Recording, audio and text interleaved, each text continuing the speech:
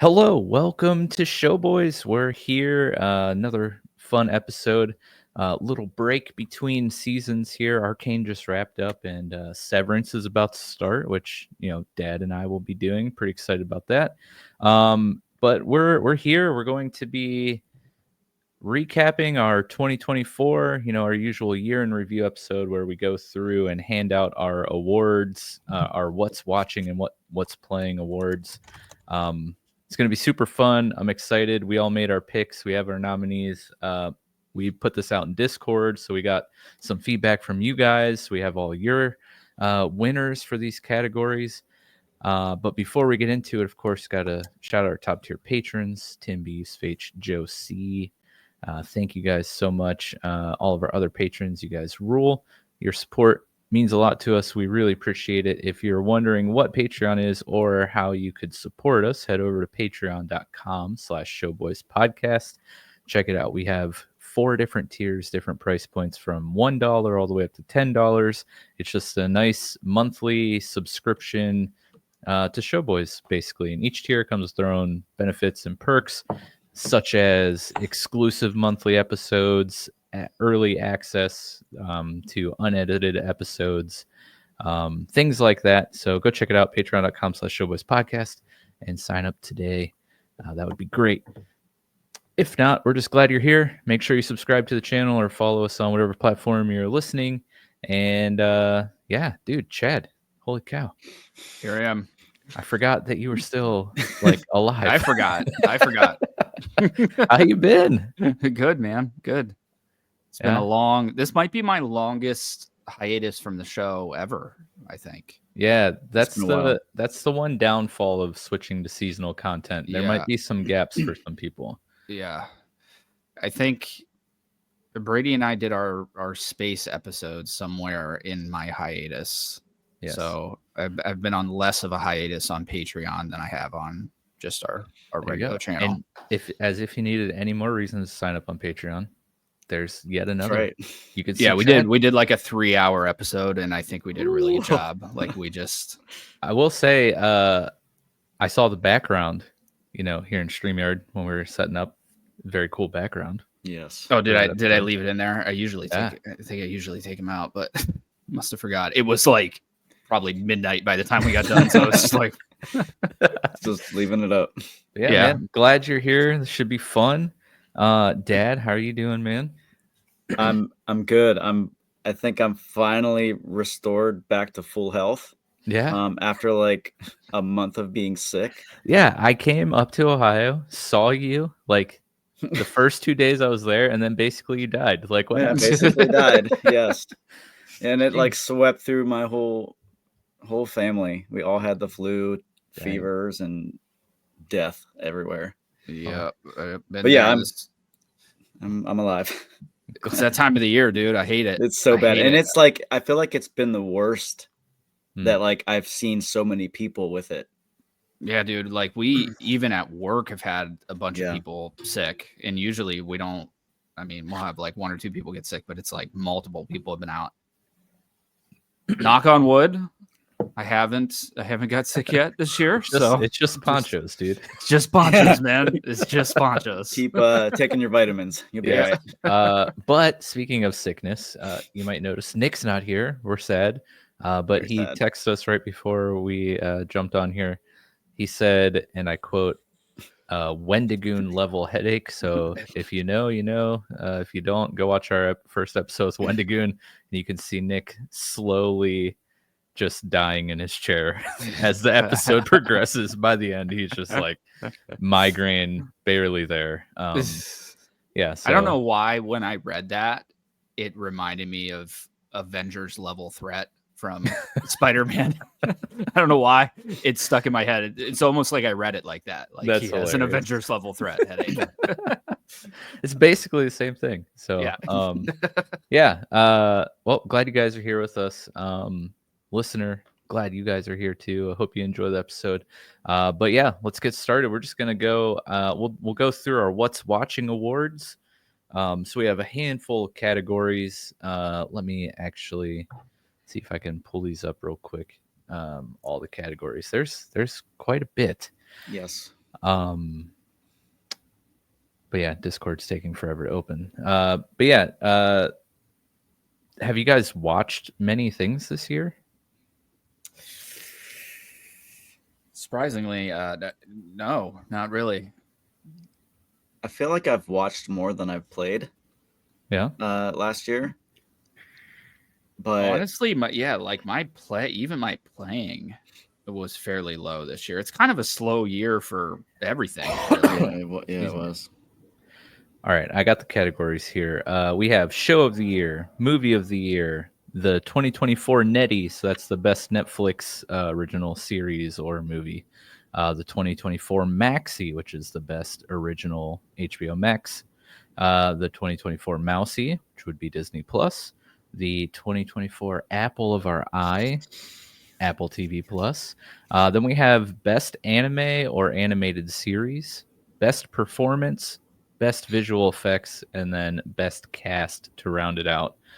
After doing this the last couple years, for our What's Playing Awards, I started tracking the games that I play throughout the year. Like I have a little spreadsheet. Whenever I start a game, I'll throw it on there, and then when I complete it, I keep track of all that stuff. Well, this year I was like, why don't I do that with stuff I'm watching? Because I can never remember anything for the What's Watching Awards. So this whole year I did that. I tracked everything that I watched, and it was awesome. It made preparing for this episode so much easier than in years past. Yeah. But yeah, I don't know. Do you guys? I think we probably talk about this every year. But do you guys like log or track the things that you play or watch throughout the year? No. Yeah. So I don't intentionally, but so most of the stuff I watch on my iPad, and Apple TV, the app, will track what you've watched over the year. So I can go to is it like a year? Watch now, and it will go all the way back, maybe even to last year. So I can kind of cycle through there and see what I've watched. And then the same thing kind of with the PlayStation, where it tracks the games that you've played. Well, now everything has like the year in review, like wrapped thing. Yeah. Yeah. And they'll send you PlayStation at least sends you out an email, 2024 wrap up, and it will show you like your top game hours wise and all the games that you played throughout the year. So unintentionally, yes, I do track them, but not intentionally with like a spreadsheet. Nice. No, all right. Not like you, Michael. Well, you know what? Maybe you should be. I probably should be. Yeah. After. All right. So you know what? We'll start. Man. Let's just start at the top. Let's just knock out the big ones right off the bat. Whoa. We'll start out with no. We can't start with show and movie here. We'll save those for last. Yeah. Let's start with the Nettie, the 2024 Nettie. So this will be the best original series or Netflix original movie that you watch this year. Like we do all the time. We'll say this all the time. Doesn't necessarily have to be something that was released in 2024. Just that you watched it this year. That's gonna apply for our gaming awards too. But yeah, best Netflix original piece of content that you watched. Chad, let's start with you. We can go through your nominees and then reveal your winner. So I have 3 nominations for Netflix. The first one is 3 Body Problem, which is the new show from the showrunners of Game of Thrones. Actually has several cast members from Game of Thrones in it as well. Good show, man. I'm a science nerd. I'm an alien nerd, and I'm a space nerd, and it's really got all of that stuff going on. So if you haven't checked it out yet, it's well worth the watch.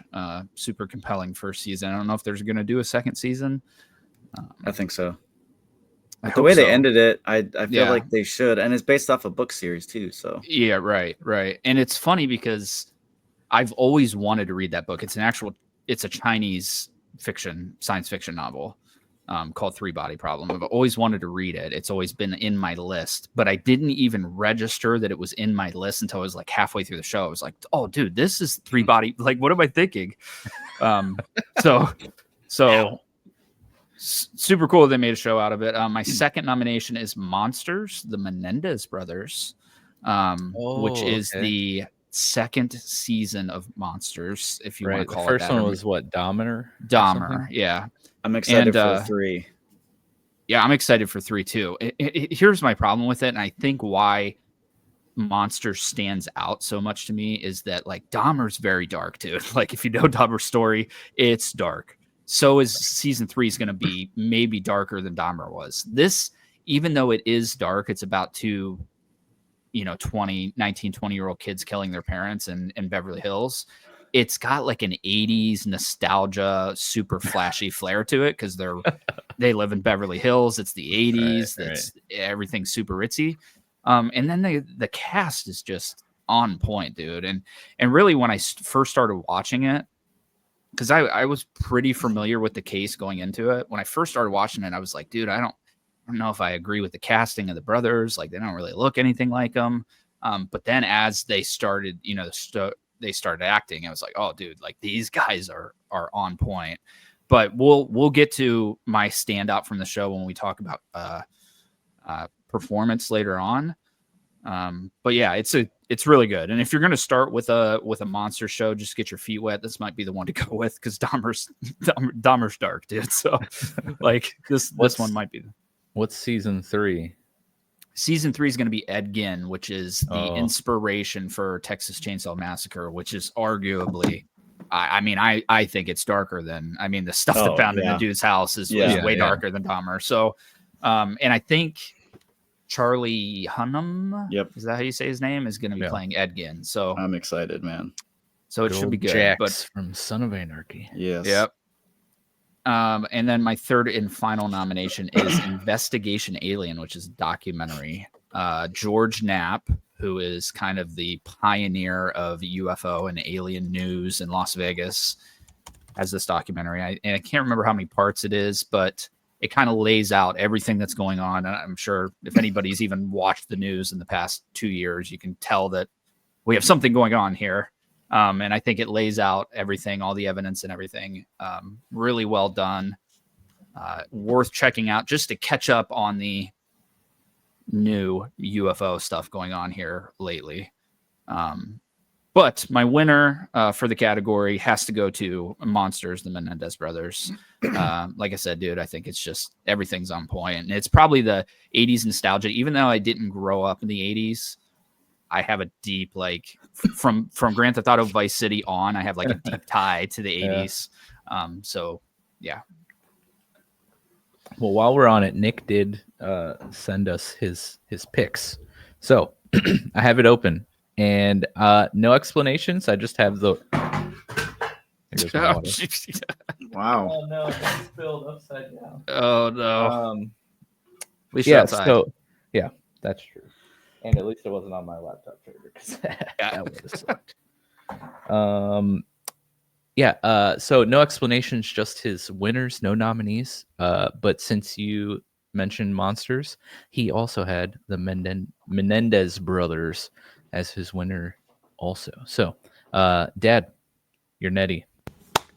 Okay, so I have Arcane, Ready or Not, which I think it came out in 2019.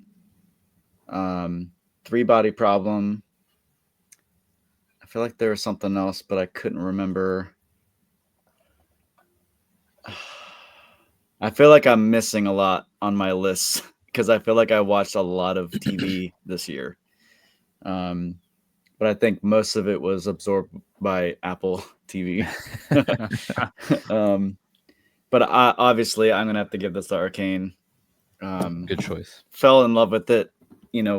Episode 1, I binged the whole first season this year to prepare for season 2. And I was very, very, very happy with everything. Visually, the characters, like this show, I'm still watching videos of like the details that the creators and the animation studio put in, just for fun, for the fans, and it's so good. It's just so good, and I cried. Like it moved me to tears. Like they did such a great job at like sucking me into what was happening. It was so good. I mean, hard to argue any of those points you just made. I watched a lot of things on Netflix myself. Excuse me. The only nominee though that I had for the Nettie, even though I did watch a lot of things on Netflix, my only nominee and winner is Arcane. I won't babble on about it, but just did a whole series on it. It literally did an entire season of the podcast on it, so you can go check that out. But I'll just, for fun, name a few of the other things I watched on Netflix. Like if you've been listening to the podcast at all throughout the year, because of Masters of the Air, went down a like Chad sized but like on steroids like rabbit hole of just like World War II stuff, and then that bled into like Cold War stuff, and then that turned into like World War I stuff, and then everything was just about history and the great wars. So a lot of stuff was like World War II from the front lines, Turning Point, The Bomb in the Cold War, Band of Brothers, The Liberators, The Pacific, a handful of like B tier movies, Siege of Jadotville, I don't know, The Forgotten Battle, which they really hyped that up in the description. They're like, this is Saving Private Ryan-esque. And so I was like, okay, I'll watch a foreign film on a battle in Poland. That sounds awesome. It was aggressively mediocre. A movie called Sandcastle, which is over in Iraq or somewhere in the Middle East. Wyatt Earp and the Cowboy War, just a lot of stuff like that. All good stuff, but not worthy of the Nettie. So I have to give it to Arcane, and it's not by default. Arcane was a great show. Right. Seriously, go back and listen to our coverage on it. We had Venom, who's another very big, like long time League of Legends player and fan. They did an amazing job of bringing characters to life that, I mean, gameplay wise, League of Legends, there is no lore, there's no story. It's a MOBA 5v5. It's all PvP. So the way they're able to bring this world to life, these characters to life, just basically from all of the written lore they have on their website was fantastic. And the casting was great. The animation was fabulous. Tons of awesome fan service things for people like me and Venom. And then Dad, who really has no League of Legends experience, loved the show just as much as I did, right? Who's been a fan of League of Legends for like 9 years. I think they had something for everyone. Yeah. Yeah, I think that's the big selling point seemingly for the show is that it's pulling a lot more people in than just League of Legends people. Yeah. I do need to get to it.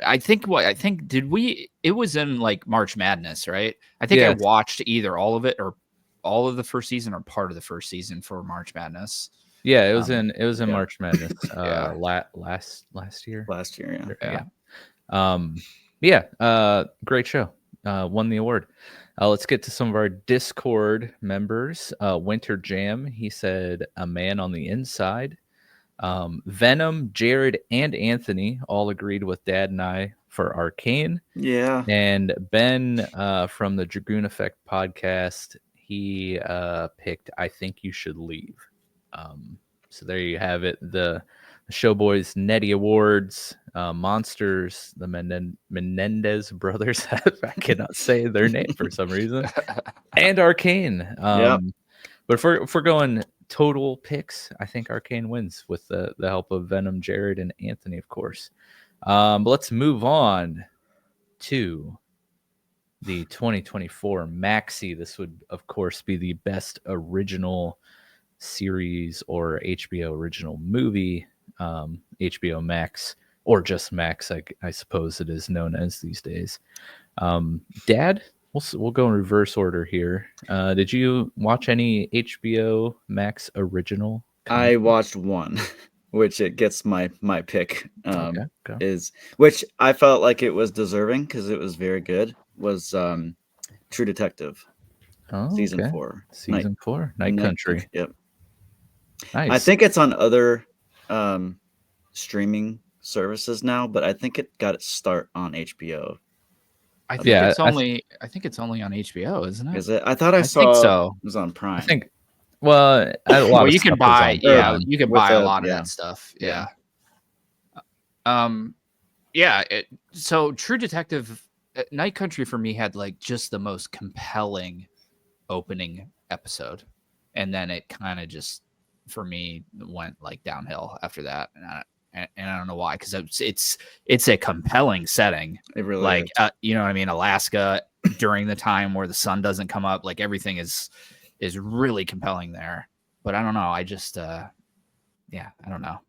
I think the problem with me and True Detective is that I'm constantly comparing everything to season 1, and everything is so radically different than season 1. Dude, okay, so how does this even come up? Okay, so somehow earlier today, we didn't talk about our picks or anything, so like I had no idea that you guys would be talking about True Detective.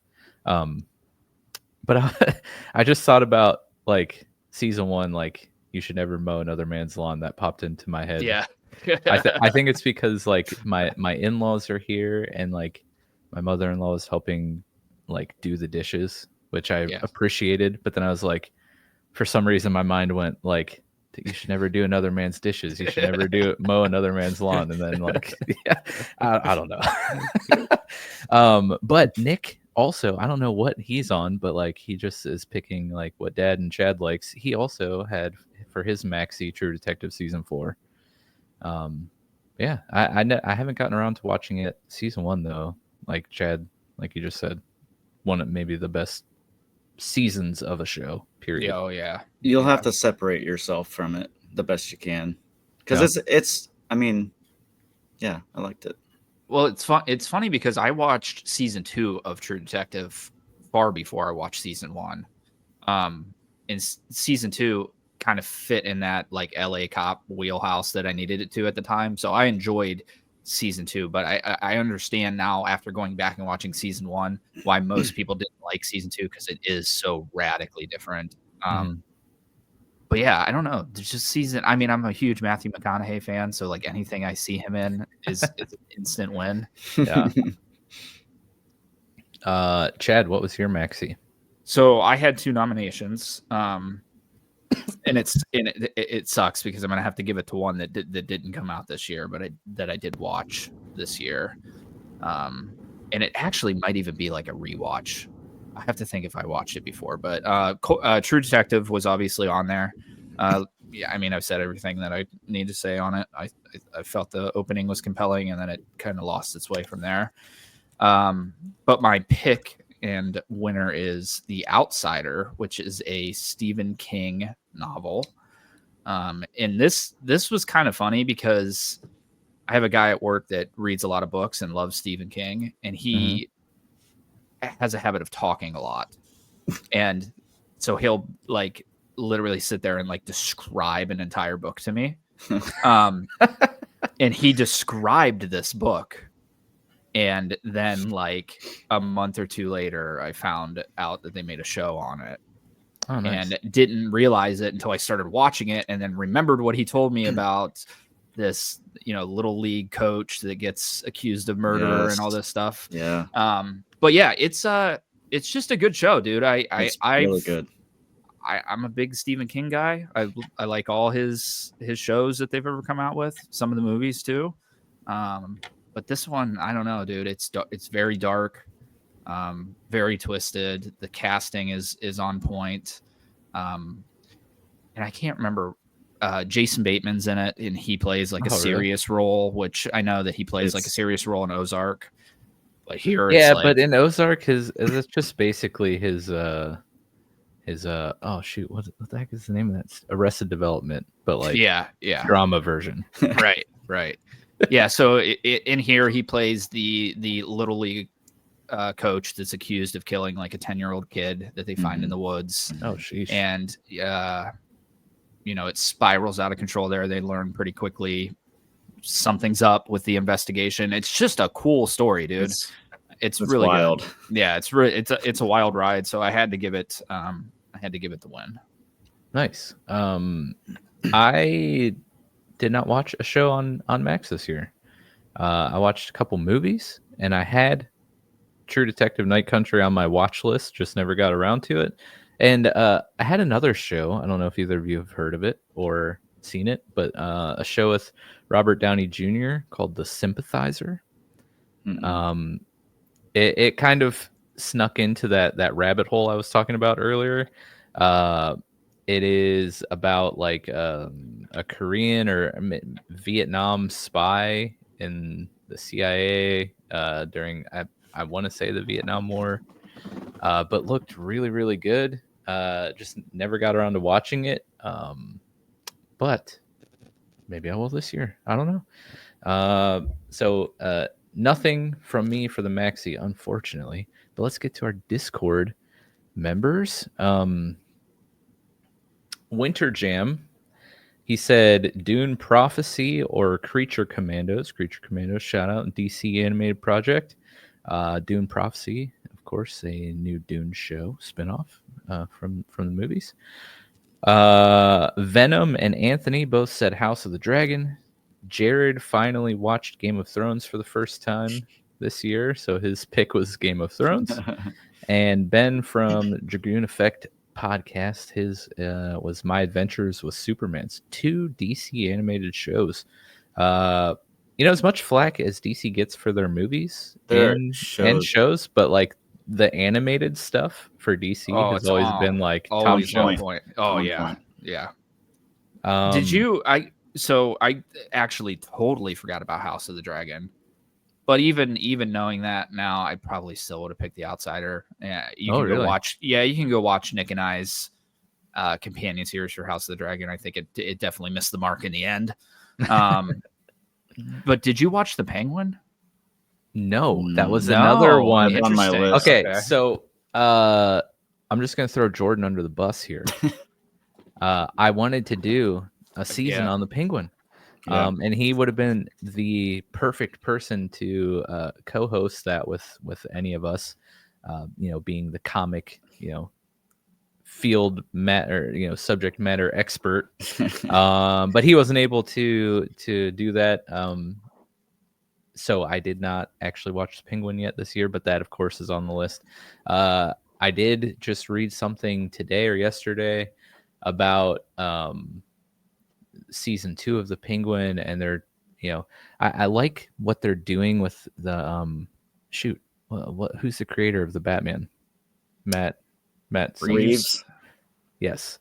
I like how he's handling this like Elseworlds Batman little side thing that's going on here, because Penguin 2 they're trying to make sure that it lines up with what's going on in the Batman 2. That's good. So like that I read that and I was like, oh, that's sweet. Imagine that, you guys working together in a shared universe, making sure everything make this work together. Yeah, and it's the perfect parallel to Sony's Spider-Man, whatever the hell they got going on with the villains in Spider-Man. Gosh, where they just did it the wrong way. Instead of doing a Spider-Man movie with these villains in it and then fleshing out the villain stories like DC is doing with the Penguin, they just don't have a Spider-Man movie with these guys in it. Let's just make all the Spider-Man villains without Spider-Man. That's a great idea, guys. It's so terrible, dude. Oh. And that's why when you said, so I think Dad, you said something about like doing an episode on Craven. And I was like, dude, that movie's going to be hot trash, bro. Like I can tell you right from the get.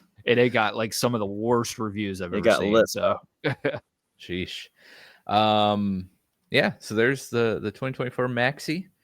a variety of picks for you guys to add to your watch list for next year if you didn't watch any of those shows. Moving on to the 2024 Mousy, the best Disney Plus original series or movie. I'll start. The only show I watched on Disney Plus this year was the final season of The Bad Batch. And I'm glad Nick's not here because I'm just going to say it was mediocre. I'm not like the biggest fan of The Bad Batch. I know Nick loves that show. The concept is good. I don't know.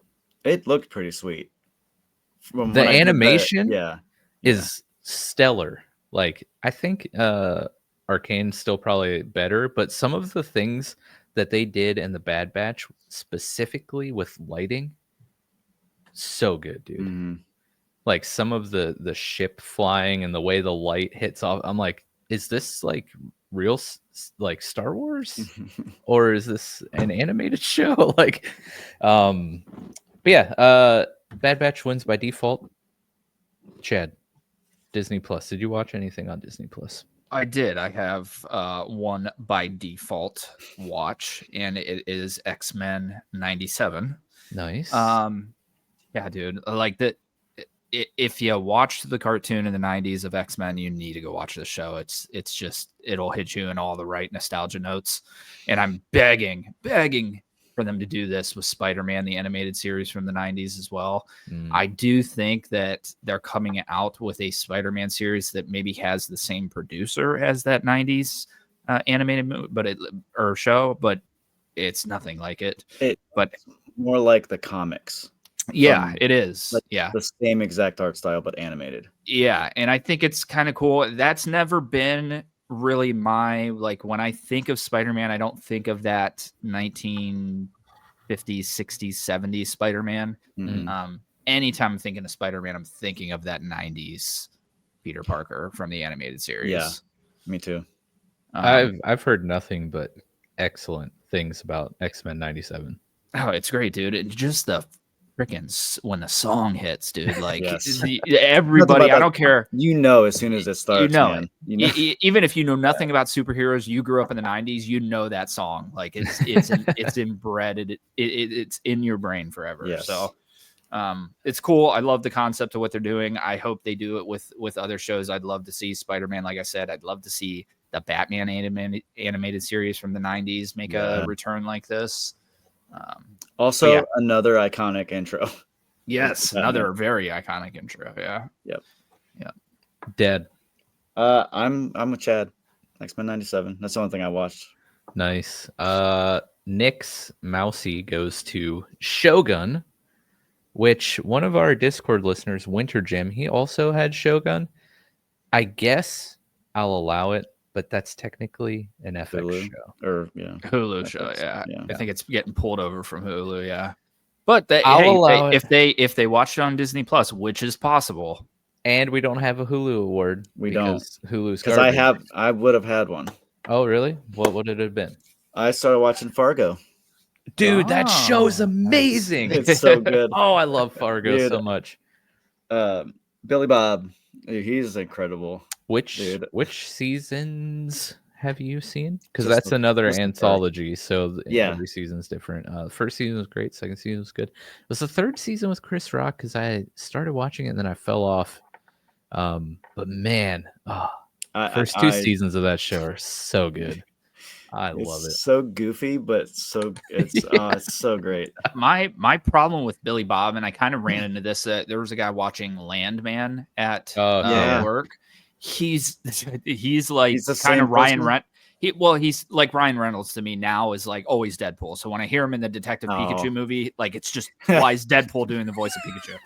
He will always be Bad Santa to me. Like that will always be his role. So even when I hear him talk, I'm like, dude, he's just Bad Santa. Like, yeah, that's funny. It's just Santa got a new job. And he's very drilling for oil. Dangerous job. Oh man. Yeah, I haven't seen that show. Funny story. I am a landman. Yes, you are. That's my profession by trade.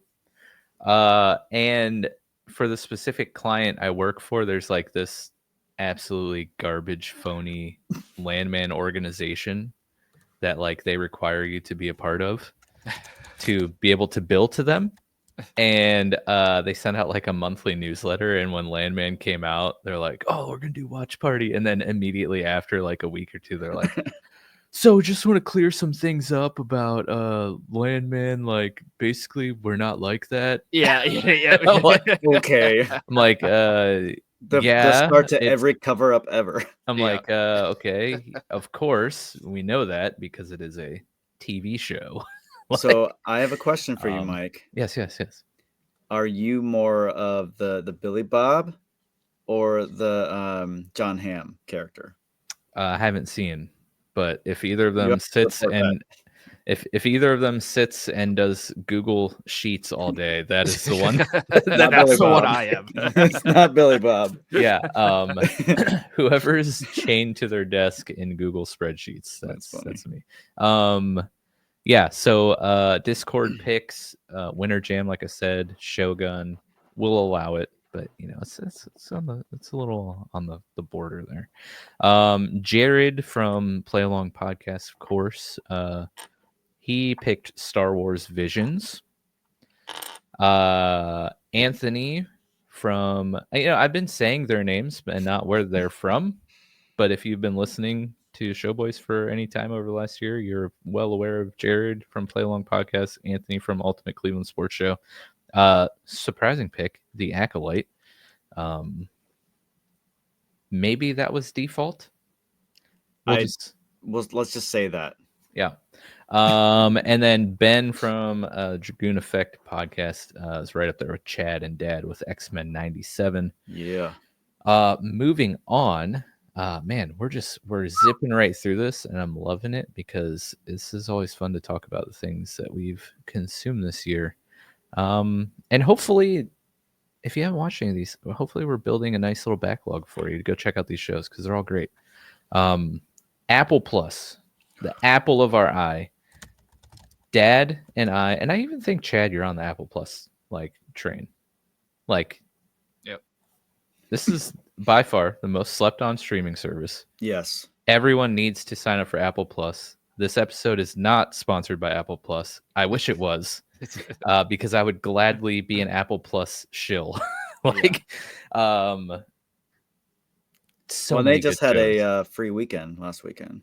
Oh, And really? cheap. Is it? The It's cheap. It's like $8. Yeah, I it think might it's be the like $10, cheapest but still streaming cheapest, yeah. service. But man, they have some amazing stuff. Oh, did I say? Yeah, I said what Nick's was. Yeah, so apple of our eye. We all I can't wait to hear what you guys picked for this. We'll just knock Nick's out here. The apple of Nick's eye for 2024 was Masters of the Air. Fantastic pick. We did 2 episodes on that, so go check those out, and you can hear Nick gush on about Masters of the Air. Yeah. Chad. So the apple of your eye. The apple of my eye. I actually started a couple months ago. I'm not all the way through it yet, not even close. But it's For All Mankind, which is Great show. It took me by surprise, man. So I should preface this by saying that I love alternate history stuff, and this is like the coolest alternate history where Yeah, dude. the Russians land on the moon first, and everything kind of spirals out from there. Space Race never ends. Never ends. It's a great show, dude, and I'm loving every bit of it. And I know just from seeing like the pictures on the Apple thing that it looks like we're gonna go in a crazy direction at some point. So super excited about it. This fits into my kind of wheelhouse that I'm at, and we'll talk about that. I have like a semi announcement. I don't know if it's an open secret yet or not for the gaming categories later. I'm not going to space. I wish I was going to space. A space firefighter. But yeah, it just fits into that, and I'm going to use the term because I heard this the other day when talking about a game that we're going to talk about later. But it's NASA punk.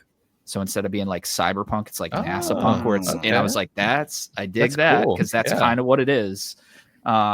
And I think how like far even, are you into it? I just finished season 1. Okay. So about to start season 2. Have you watched the whole thing? No, I've No? only Okay. This is the longest it's taken me, one, to say a sentence, two, to watch this series. To watch a series, I've only watched the first 2 seasons, but I've been like quote unquote watching it for like 8 months. Yeah. And it's not because it's bad. It's just it's a show. It is like the first season is kind of a slow burn. Yeah. But it's really good.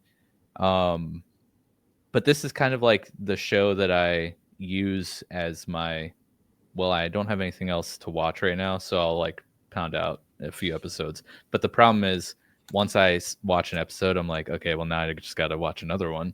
And then the next night, I'm like, well, I just got to watch another one. And then next thing I know, I'm through a season. But then it takes me like months between seasons. Yeah. Yeah, it's great, man. If you're even remotely into any kind of space stuff, I think it's worth checking out. And it fits into the Cold War rabbit hole. Does, yeah. It fits into both rabbit holes. Yeah, it does. Yeah, it's perfect. Yeah. Was that your pick? That's it. Yeah. Oh, sorry. Yep. Nice. Yeah, and also, you could say possibly a prequel to The Expanse. It's funny that you say that. We'll talk about the prequel talk later. All right, Dad, you're the apple of father's eye. This one was tough. Yeah, because I watched a lot of Apple this year or last year. So okay, Dark Matter, okay. Silo, which is that a recent one? Season 2. No, I mean like a recent watch for you. While I was dying, yeah, I binged the first season in a couple of days. So,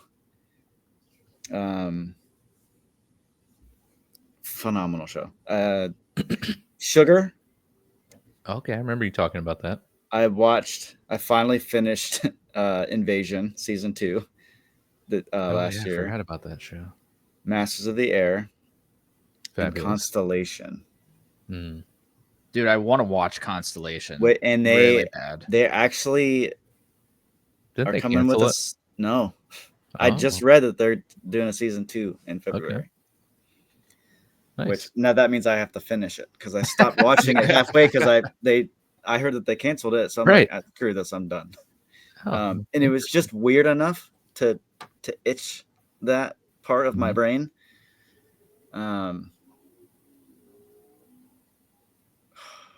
This was really tough because earlier today I was thinking Dark Matter because it's really weird and trippy and cool. But dude, Silo is so good. Like it has like dude, it looks captivated good. Everything. Yeah. And I am caught up in season 2. There's 2 episodes left for this season. And I'm like, man, this show is so good. And I'm sad that they're only doing 4 seasons. Oh, that's a nice chunk though. It is, but I'm like, man, what are they gonna do in 2 more seasons? But yeah, Silo is my pick. Okay. I'm gonna have to give that one another try because, like, when did the first season come out? Like 2 years ago? Yeah. When it came out, I was going through some mental stuff. Like, I was in a very not great place, and so I didn't really care much about things. And I tried watching that while working, and I was like, this show's not that great. But you're the second person who is like told me about Silo unprovoked. There's like, have you ever seen this show called Silo? Well, and I thought we had talked about it before. Like, I thought you were one of the ones that told me about it. I felt like that. That's the memory I have as well. Is that Mike told Dad about Silo on the podcast at some point? But I probably did because Mandela effect. Yeah. Did he or didn't he? Yeah, I guess you'll just have to We're- scrub all to of find the the tapes. episodes. Yes. Okay, good pick. I'll have to give it another shot because, like I said, you're the second person in the span of like 2 months And that's been like I told you should watch earlier, Silo." it's got Lady Jessica from Dune, Yeah, that's right. That's right. She's the main character. and I love her. All right, Silo. For All Mankind. Let's see what Nick picked. The apple of Nick's eye. No surprise. Masters of the Air. I saw that coming. I say that, but I am surprised he didn't pick For All Mankind because he's the one that was talking about For All Mankind that got me started on it. I don't know if he got you, if that's how you stumbled on it, Chad, or if you just like saw That's it probably while browsing. So I remember him talking about it. The seed was probably planted, but it grew rapidly during my current kick that I'm on. Nice. Yeah, so I'm surprised he didn't pick that, but I mean, Masters of the Air was a great show. The apple of my eye this year. I have 4 nominees here. I'll do an honorable mention first. Let me pull up my list that I can sort because I like to use drop downs Oh my god, on my nerd. sheets. So Mr. Landman over here, Mr. Landman. Mr. Landman. That's right. Okay, so some honorable mentions. The Bloody 100th was an amazing documentary on the squadron that Masters of the Air followed.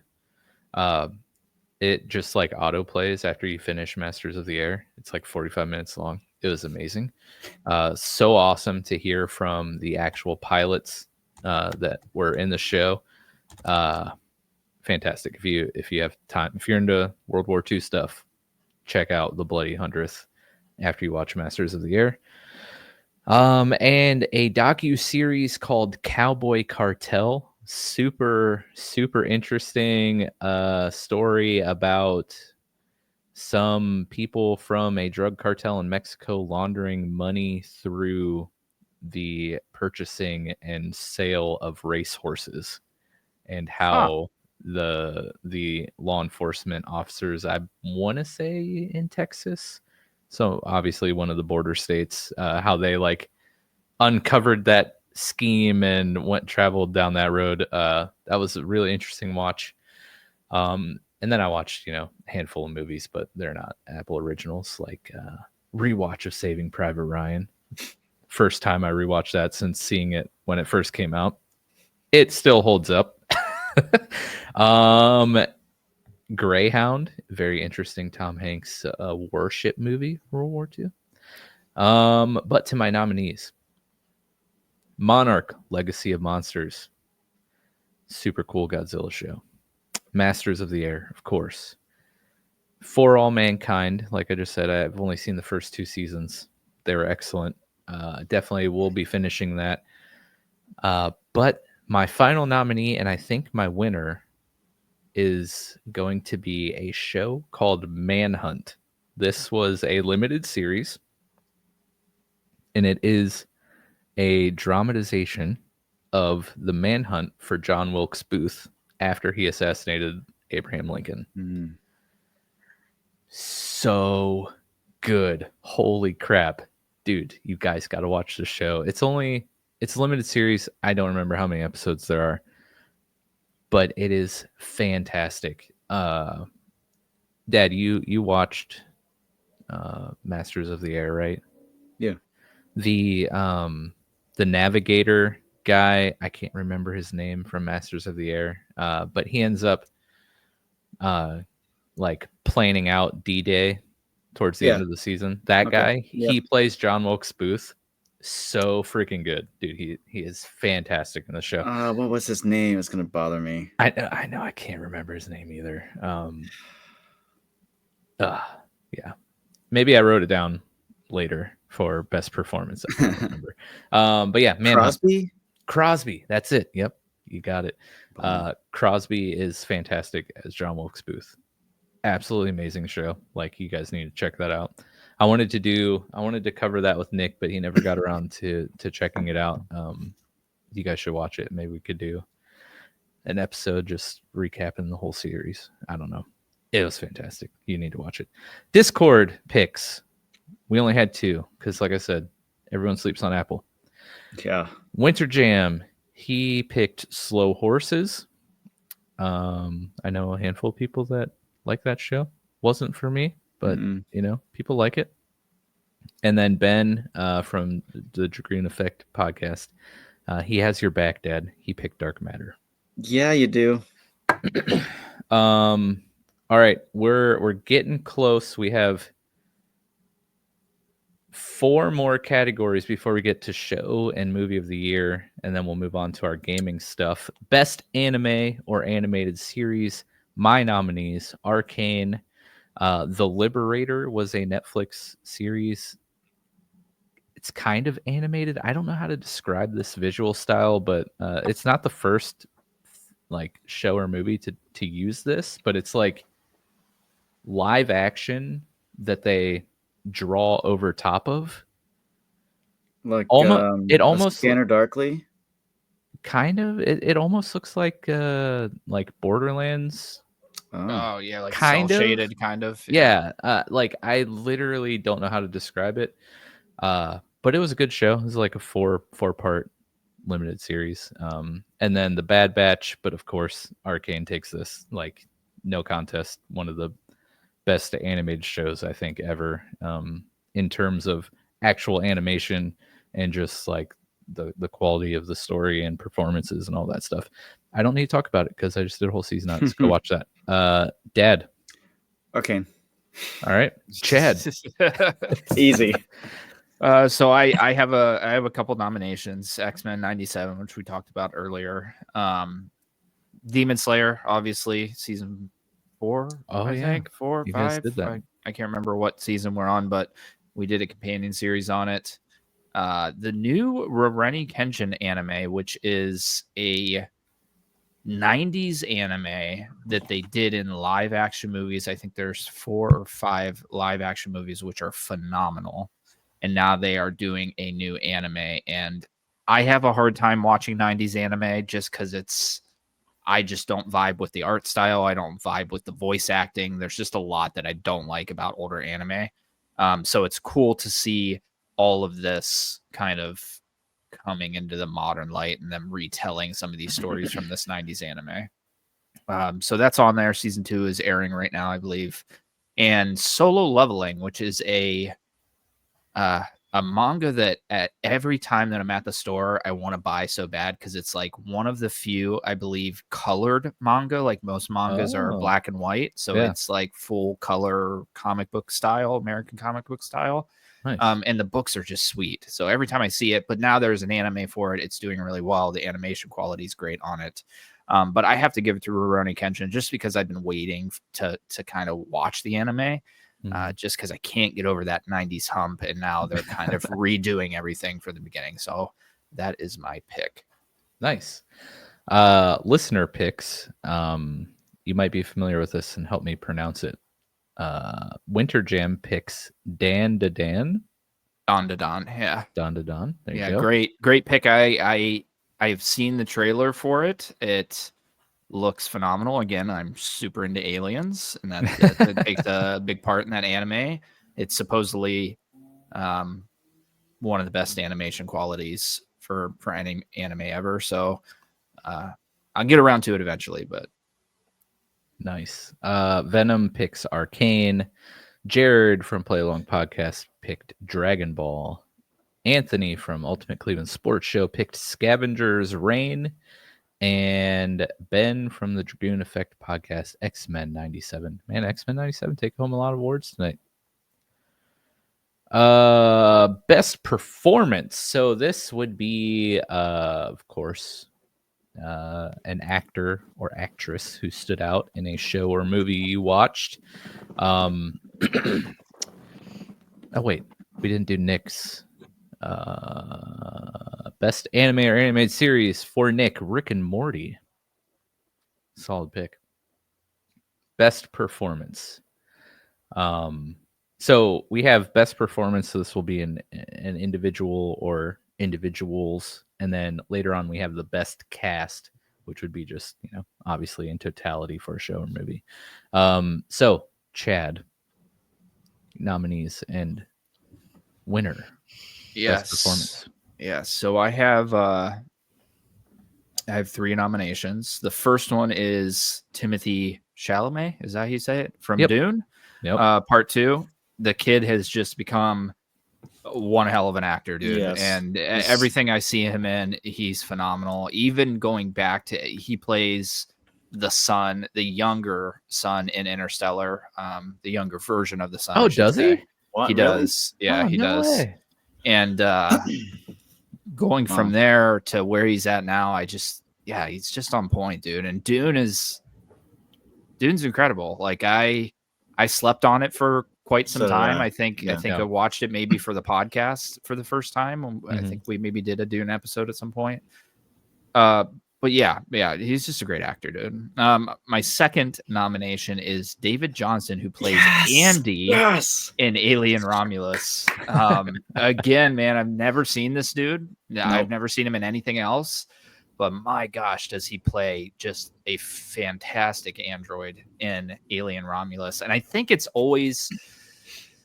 got to be challenging to take your character that you're acting as and then radically change them halfway through the movie. And that's what he does, where he starts as like an android that was kind of like a home project. That it's an android that was found in like a dumpster, and her dad like did the coding for it. So he's kind of like slow. He's telling dad jokes all the time because the dad did it. And then he gets a chip from one of the actual company androids and totally changes characters, where now he's like this smart, witty, just man, I've watched Alien Romulus probably like 10 times in the past 2 months because everybody at work wants to watch it now that it's available, and I can't say no to it.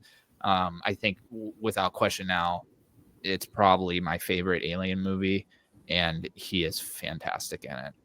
And then my third nomination is Javier Bardem. Is that how you say it? Oh, the No Country for Old Men guy. He that plays guy is ridiculous. He plays Jose Menendez in Monsters, and the dad of the kids in Monsters. And oh man, everything I see him in, he's another like Chalamet for me. Everything I see this guy in, he is a phenomenal actor. Okay. I have to bring up No Country for Old Men, one of his probably best, if not the best role that he's ever played. Also in Dune. Also in Dune. Yep. Hilarious in Dune. He is. Yeah. And is he the what's he say? The I love you. Yeah. So he plays the dad in Monsters, and it's just whether you believe the story that the kids are telling to the court, this guy just portrays pure evil in his story, and dude, just a on point actor. Like everything I've ever seen him in, I've never not liked him in anything. So for my pick, it's gonna have to go. As much as I just talked up Javier and Timothy, I have to give it to David Johnson, Andy from Alien Romulus. Just anytime that an actor has to radically change their character mid-movie and continue on and still do a great job, that I think it stands out. Yeah, that sounds awesome. I love that Javier guy, and I looked up David Johnson while you're talking about him. He's been in like 2 things. Yeah, dude. I've never seen him. Yeah, that's awesome. Dad, your nominees and pick. Okay. All right. So we've got David Johnson, Walton Goggins, Walton Goggins, Fallout. Yeah. Ella, great Purnell. actor. Can great I just actor. say? Yeah. I've talked about this movie around Christmas time, probably since it came out, but Walton Goggins and Fat Man. Yes. So good, dude.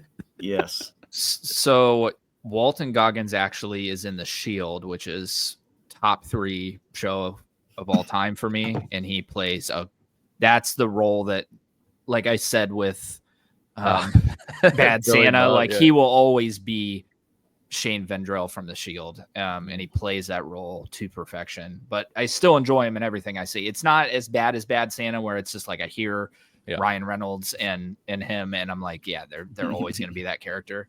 But yeah, great actor, and he's kind of like sparked in the past couple years. Like he did that show, The Shield, which aired from like 2002 to 2007, maybe. I might be off a little bit on that. But now he's like, it seems like he's in freaking everything, dude. Yeah. And he really is in it, like just about everything. Yeah, it's like everything you watch, he's in there somewhere. And I have to give a nod to him in The Hateful Eight. Fantastic in The Hateful Eight. Okay, sorry. Yeah. Sorry, we totally totally derailed here. Well, I mean, it's fine. He's a great actor. He was great in Fallout. And I first thought I discovered him in Fat Man, but I actually discovered him earlier in Sons of Anarchy. Yes. Oh yes, yeah. So the thing about Sons of Anarchy is like most, if not all, of the main cast members from The Shield are in Sons of Anarchy. Oh, really? It's the same showrunner. Really? So who is incredible. Yeah. So Michael Chiklis is in Sons of Anarchy. He plays the truck driver at the end. Walton Goggins obviously plays his character. And then a couple other people are in there as well. So. Yeah, great. He's great. Ella Purnell. For Fallout or Arcane, yeah, both. Or both. She's in another show. Sweet Pea, yeah, which I need to get back into that because that was pretty fun. And then also Timothy Chalamet. And I think I'm going to go with you, Chad, and pick our boy David Johnson because he's just, nice. Just blown away by his Switch, and how much he brought like an android to life. And knowing that that's like one of his few roles makes it even crazier. Like the kid is super talented, and he needs to be seen in a lot more because he's great. I agree. That's awesome. Yeah, that's my pick. Nick's pick, he didn't specify. He just put Masters of the Air. But it's okay because I'll just reveal his best cast. Guess what? Masters of the Air. Yeah.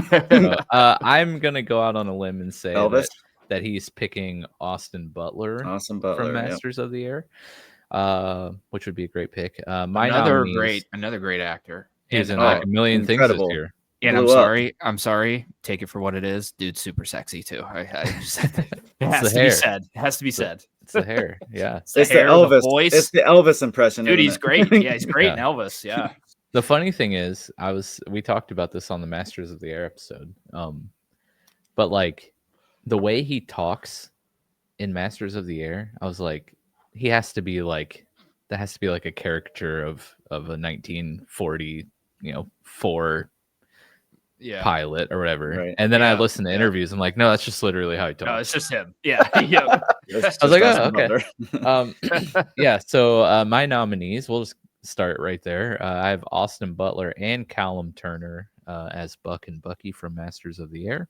I have a lot of pairs in this category. Tobias Menzies and Anthony Boyle as Edward Stanton and John Wilkes Booth in Manhunt. So Anthony Boyle is, of course, Crosby, too, in Masters of the Air. Wagner Moura and Kaylee Spaney as Joel and Jesse from Civil War. Wagner, I think, was also in like Narcos or something. Yeah.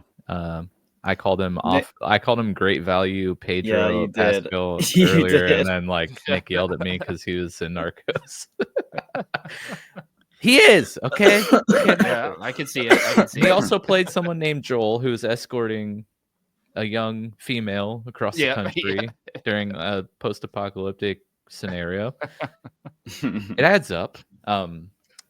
My next nominees are Tom Hardy and Austin Butler as their characters in the movie The Bike Riders, which was a really cool movie. I wanted to see that. Very good. Oh, movie. Chad, Yeah. you've seen it? Oh, finally, Yes, someone else yes. has seen it that I can. Yes. It's I want to so see good. it. I want to see So that. good. It Yeah. was nothing like I thought it was going to be, Me but like either. Yep. in a great way. Like, Yeah. I was like, Yeah. oh, I did not. That expect honestly, but this that is awesome. that is the movie where the sexiness for Austin Butler came out for me. I was like, yeah, It was the leather jacket. It's the leather Yeah, jacket. Yep. Yeah, that movie's great. Yeah. And then I'm gonna butcher this. Ryunosuke Kamiki as Shikishima from Godzilla -1. The main character of Godzilla -1 that wasn't Godzilla. Yeah, so he was fabulous in that movie. Let me verify real quick. Because I believe that this guy is Brady and I's favorite actor from the Rurouni Kenshin movies, where he plays just this creepy like samurai dude. He's fantastic. Oh, that'd be awesome. Yes, if it was the same guy. Same guy, dude. He's great. He is so good. And in Rurouni Kenshin, the final, he reappears after 2 movies for a little short scene where he helps him after fighting him for several movies. And it was like a jump off the couch moment for Brady and I. Great actor. Yeah, he's awesome. That's awesome. Yeah, he was fabulous in Godzilla -1. Yep. And then I have Ella Purnell twice, once for Fallout as Lucy and once as Jinx in Arcane. But this really comes down to 4 picks. Either Austin Butler and Callum Turner, Masters of the Air, Tobias Menzies or Anthony Boyle in Manhunt, Tom Hardy and Austin Butler's in The Bike Riders, or Mr. Kamiki for Godzilla -1. And just a little behind the scenes, when I make these lists, I color code things because, I'm a Google Sheets guy. And these are all color coded as like, I have to make this decision on the spot because I couldn't decide and I still can't decide. Man, Austin Butler and Callum Turner, Masters of the Air, were great. They were so good together. And the amazing thing about that show is the documentary, The Bloody 100th. If you watch that afterwards, you get to hear the characters that they played. Or I can't remember if, I think Buck and Bucky were in it. Crosby definitely was in it. No, Rosie. Remember Rosie from Master There? Real life Rosie was in the documentary. And like, I thought that character was a caricature also. That's exactly how Rosie is. Like, that's exactly how he talked. Everything was hyper poetic and like, I'm just like, oh, wow. The way that they like nailed these real life people was fantastic. That's why I nominated them. But Tobias and Anthony in Manhunt, Edward Stanton and John Wilkes Booth, such good characters. Like, they crushed it in Manhunt. Tom Hardy and Austin Butler were amazing in The Bike Riders, the way they like flowed and fed off each other. I don't know. I don't know who to pick. I don't know, because Kamiki was amazing in Godzilla -1 too. Yeah. And I think his performance was the most surprising for me, because I obviously have no idea who that guy is. But one of the things that made me like Godzilla -1 so much was the human cast and that the human story of that movie. Godzilla was amazing, but like the human story was great, and it was fueled by his performance. Like, he was amazing in it. But you know what? I got to give it to Tobias Menzies and Anthony Boyle for their roles as Edward Stanton and John Wilkes Booth in Manhunt. I'm telling you guys, you got to watch that show. It's amazing. They were so good. Discord picks. Winter Jam picked Kristen Milioti as Sophia Falcone in The Penguin. Venom picked Matt Smith as Daemon Targaryen from House of Dragon. Jared from Play Along Podcast picked Ella Purnell as Jinx in Arcane. Anthony from Ultimate Cleveland Sports Show picked Ella Purnell as Lucy from Fallout. And Ben from the Dragoon Effect podcast picked Jacob Anderson as, I'm just going to say this confidently, Louis de Pointe du Lac from Interview with a Vampire. You know, I just really crush the foreign names in the most white way possible. Yeah, you said you were going to do it confidently and laughed midway through it. So... All right, moving on. Best visual effects. My nominees: Arcane, Godzilla -1, Monarch: Legacy of Monsters, Masters of the Air. A shocker. You guys are probably going to think this is out of left field, but Twisters, actually. Okay. The visual effects were amazing. Very that movie good. was garbage, but the visual effects were amazing. Hot garbage. That movie is hot garbage. And then I had this as a nominee, but I think I'm going to retract this nominee, and that was Secret Level, which the Amazon Prime video game shorts anthology series. I haven't finished it completely. I have like 3 episodes left or something. I was watching a few episodes last night on the couch, and some moments I'm like, this is the best animation I've ever seen. And then some moments I'm like, this is dookie. Yeah, yeah. Like, what is going on? So is it done by like, it's done by different people, right? Every episode is done from different studios. So I think it's got the same effect as like Star Wars Visions on Netflix, where they or on Disney Plus, where they had all the anime studios come together and do an episode where they're all radically different. But I don't know how many episodes you've watched. Did you watch the Armored Core one? Yeah, that fantastic, was awesome. Really good. Sifu was sweet. Mega Man was amazing. Mega Man like twisted me in the gut, dude, because it's awesome. It is awesome, but it's like 6 minutes long. Like it's an absurd length. Yeah. I think that's the where I stopped last night. I watched that one, and I think Outer Worlds. Yeah, so Matthew McConaughey has a space game coming out that's called, oh man. Oh, I know what you're talking about, but I don't know the name. Yeah, it's let me look, because there's a Secret Levels episode that is actually really freaking good science-wise. That's the other one that I watched. Exodus. Yeah, something or other. That was such a cool episode. So cool. And animation, that one was great. Yeah, so good, dude. And it's cool that they, Exodus Odyssey, episode 11. It's cool that they did an episode for a game that's not even out yet. Like that game hasn't released yet. They have 2 technically. The Pac-Man Shadow Labyrinth episode. It's not called that, but that is basically teasing the Pac-Man Shadow Labyrinth game that got announced during the Game Awards. Yeah. So I'm super excited for Exodus. I think it looks awesome. I think the episode is sweet. The science in it is good as far as space travel and time and how it distorts everything, which is really cool. So that episode made me very sad. Yeah, it's very sad, dude. It's very sad. Anytime that I watch a space movie that plays with time, like Interstellar is like one of the saddest freaking movies I've ever watched in my life. It makes me cry almost consistently, and it's because of that playing with time and space. One person goes into space, barely ages, and the other person ages far more, and that's going to play a big part in the game as well. But I did want to ask you, I thought that I saw Jin from Ghost of Tsushima in the trailer for Secret Level. Have you seen him in anything? There's no... Not yet. I haven't. Okay. I still have like 2 or 3, maybe 4 episodes left. I don't know if it's just a nod. The only thing I could think of was the last episode, Playtime Fulfillment. I don't know if it's just like a nod, a bunch of nods to a bunch of different games. Because I never heard of that.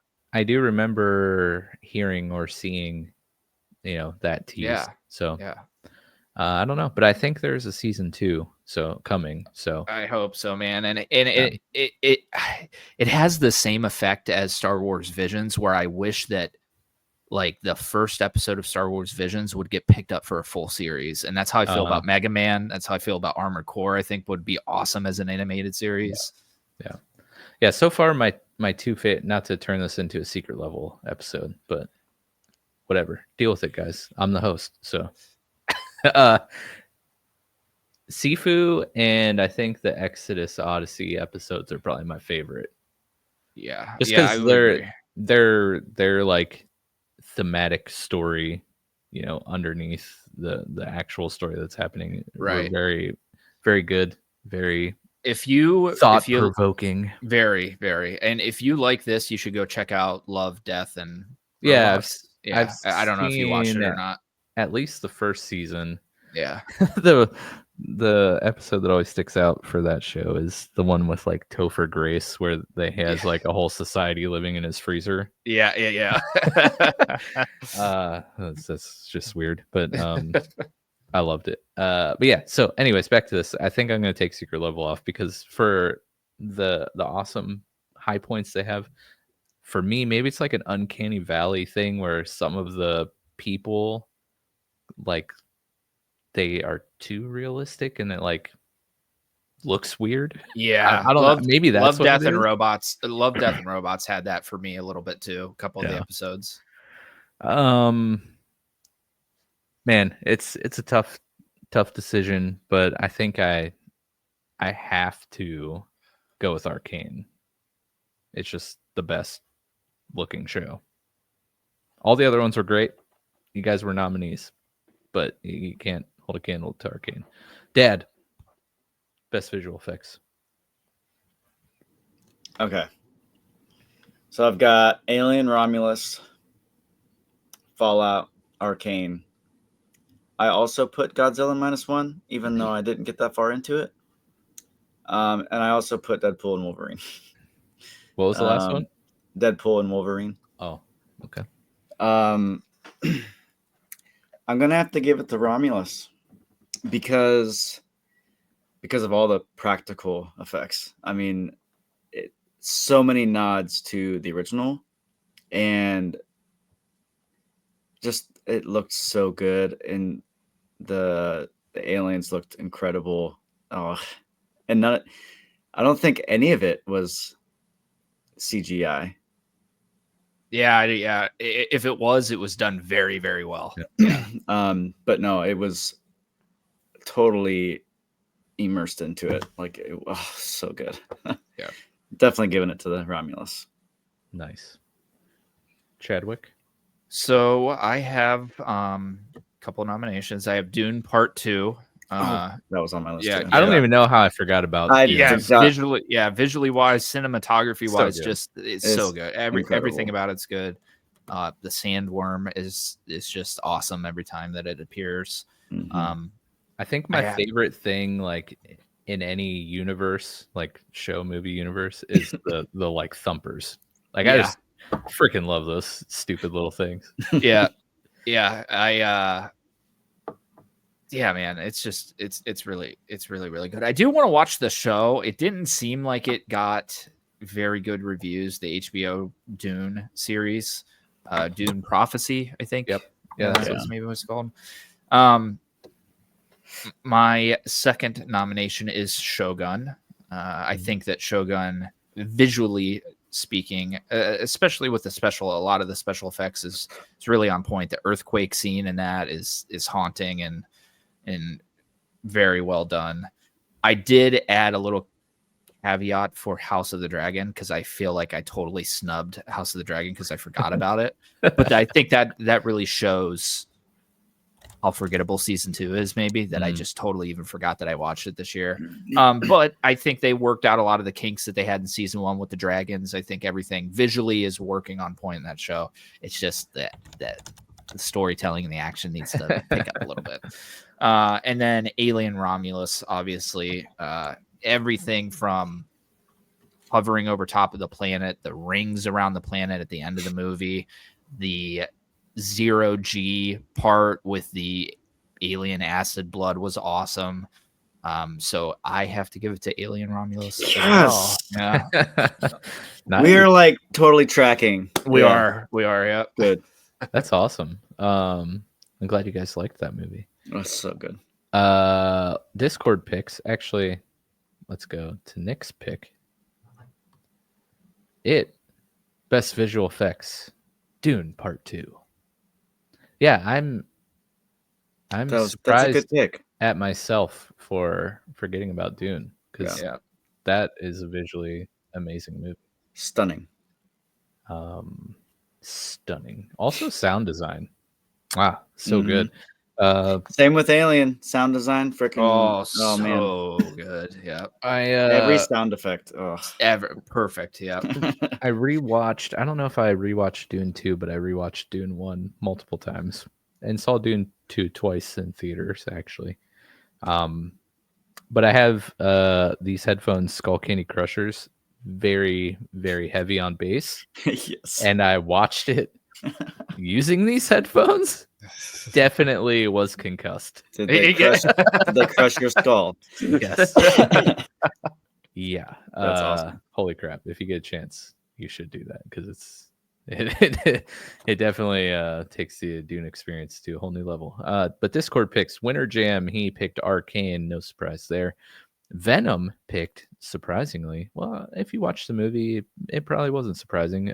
Rebel Moon, another one like Twister. Terrible movie. Amazing visual effects, though. Like, very, very good to look at. Nothing else about that movie was enjoyable, though. Don Da Don? Yep. Hey, look at that. Got it. Jared from Play Along Podcast. And then Ben from the Dragoon Effect Podcast had Fallout. I believe they used a decent amount of practical effects too in Fallout, which I need to watch that show. Good. I just have like less than zero emotional ties to Fallout. Like I never played any played. of the games. Yeah. Like zero. I was basically the dad version of like Arcane, but for Fallout. Yeah. Still enjoyed it though. Yeah, I liked it a lot. It's good. It's fun watch. We did an episode on it. We did. We all loved it. With your family member Joseph Cross. Yes, Joseph. Yeah. I saw him recently, actually.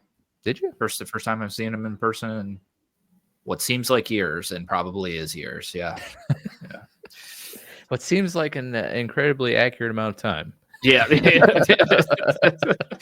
All right, let's wrap up the What's Watching Awards and move into the What's Playing. Our fine. Actually, no, it's not true. So movie of the year. But that's are we doing cast? We got do cast. Best cast, and then we're into shown movie of the year. So best cast, Chad. What do you got? I have 3 nominations. 3 Body Problem, which again brings in a lot of Game of Thrones actors. We have John Bradley, who plays Samwell Tarly in Game of Thrones, Liam Cunningham, who plays Davos in Game of Thrones, and then Jonathan Pryce, who plays that weird, dirty priest dude in Game of Thrones. And then even the people that aren't from Game of Thrones are really good. Benedict Wong is in it. I think he plays a great role. Pretty stacked cast actually for a show. Then I have again Monsters, the Menendez brothers, or it's actually Monsters, the Lyle and Eric Menendez story. But yeah, like I said, Javier, fantastic. The mom character, Chloe, I'm not even gonna attempt her last name. She's great. And then the 2 boys, Cooper, not even going to try it, and Nicholas Chavez, who play Eric and Lyle Menendez, are great.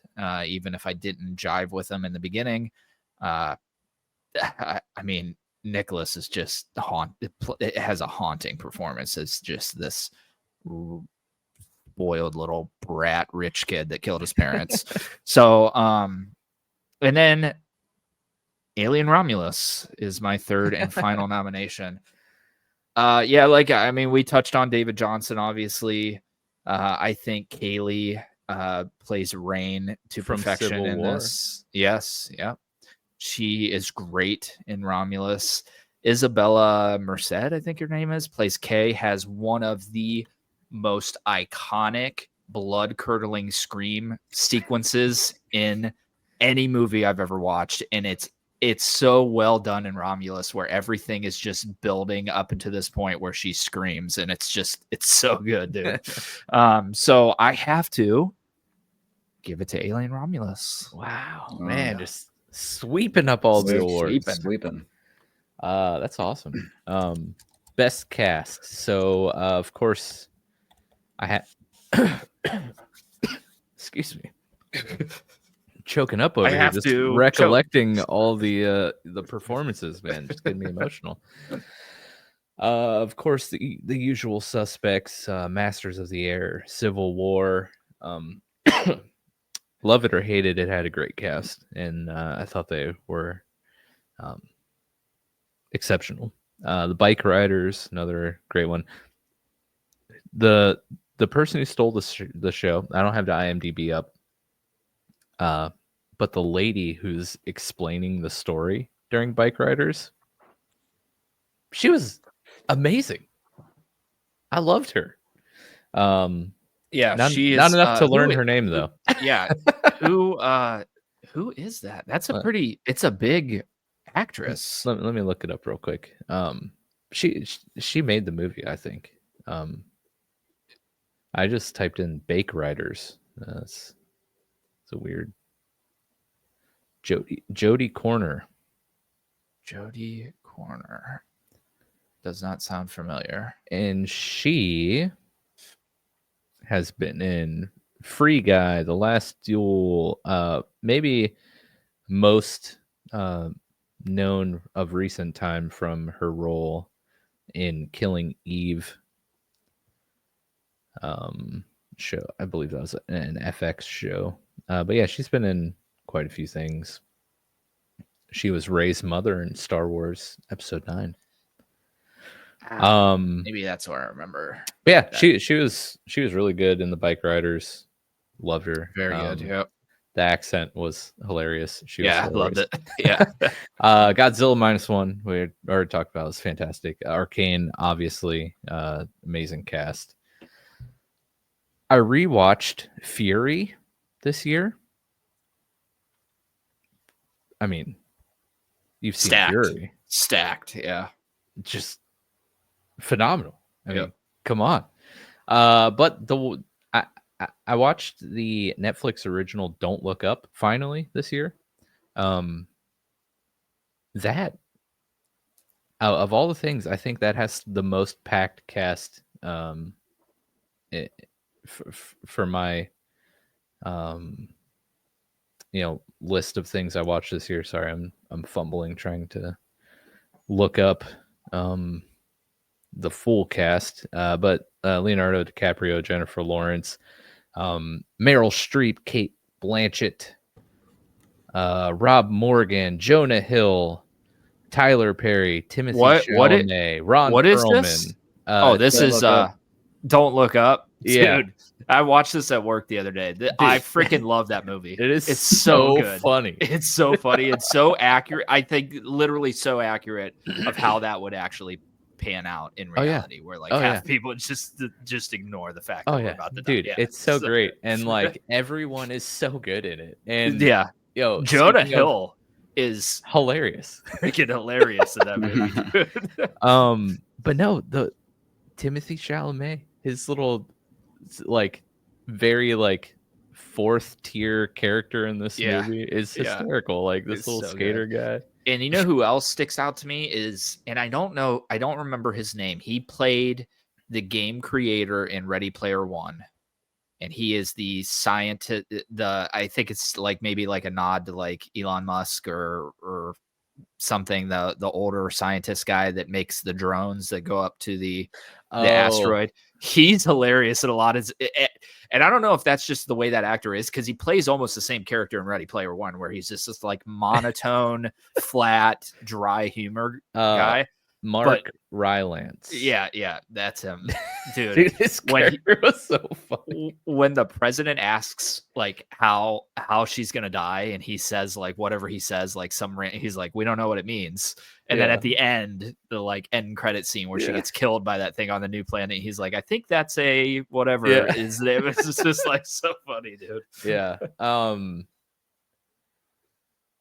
Yeah. So like Don't Look Up has not been on any of these categories, but that cast was just It's so good, amazing. Dude. Yeah, I It was totally so forgot. I totally forgot about Don't Look Up.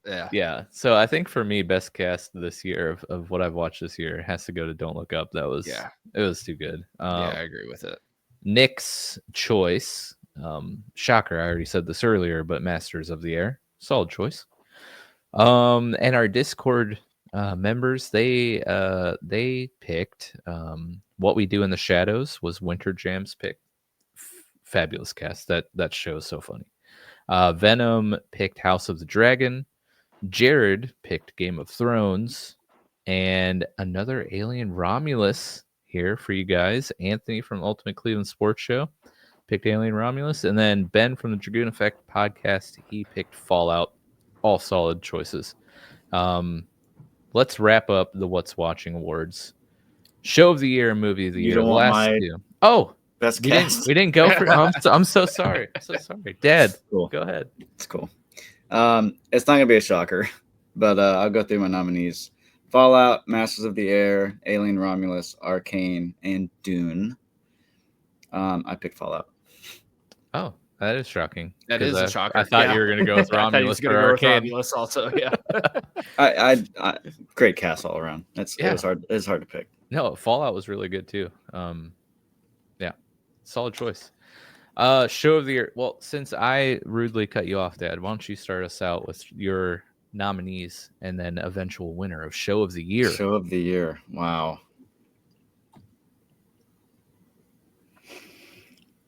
Okay. I have Fallout,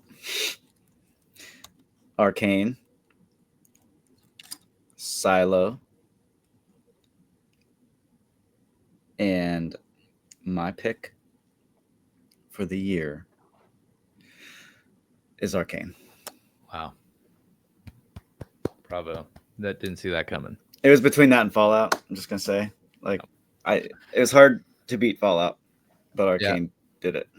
Well, if anything beat Arcane, I would have been shocked because when you were going through watching that both seasons, the amount of Facebook messages I got from you about Arcane were astronomical.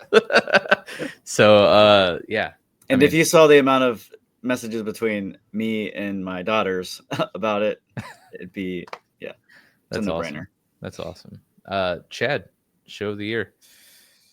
So I have 4 nominations. Shogun, again, kind of a stacked cast. I think the action just wasn't there. We're in feudal Japan. I'd like to see the swords come out a little bit more. 3 Body Problem, again, another stacked cast, awesome storyline, just a compelling story they're building. Demon Slayer, threw that on there again, season 5, whatever we're on right now, didn't hit me until the final episode, which might be one of the top episodes of the series. And then Monsters, the Menendez. I keep calling it the Menendez Brothers. That's not the name of it, but you know what I'm talking about. And you got to give it to that, dude, because when coming off of Dahmer and I heard that they were going to do the Menendez brothers story, I was like, what? Like, we just went from this super dark, gritty serial killer thing, and now we're doing the Menendez brothers. Like, who gives it? They blew my expectations out of the water with the way that the show is done, with the 80s music and the glitz and the glamour. It's really, really good. So that is my pick for Show of the Year. Nice. We'll do Nick's Show of the Year. Any guesses? You'll never guess. Masters of the Air?